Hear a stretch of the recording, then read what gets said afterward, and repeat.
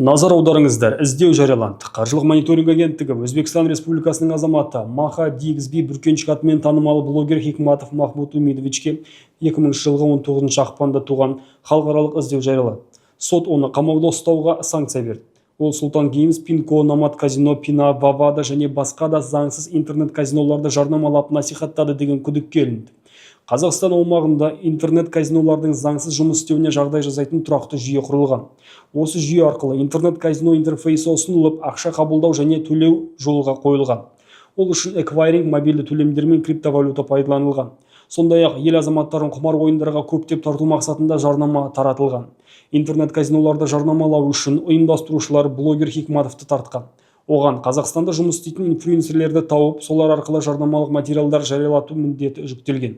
Осы мақсатта Хикматов блогерлердің әлеуметтік желідегі парақшаларының статистикасын, соның ішінде жазушылардың демографиялық және географиялық көрсеткіштерін, сондай-ақ жарияланымдарының қанша адамды қамтитыны туралы мәліметтерді сұратқан. Жарнама ақысы осы деректерге қарай белгіленген. Ол барлығы 35-тен астам блогерді, оның ішінде блогер Қамза Қайсарды тартқан. Аудиториясы ауқымды Қамза интернет казиноларға апаратын рефералдық сілтемелерді жариялап, Қазақстан азаматтарын тыйым салынған құмар ойындарға әдейі тартқан. Ол пайдаланушылардың әрбір өту үшін сыйақы алып отырған. Еске салсақ, Қамза биылғы 6 тамызда Вьетнам Социалистік Республикасынан экстрадицияланды.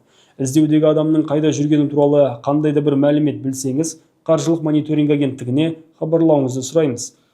+7 71 72 70 84 78 кезекші бөлім 1458 байланыс орталығы.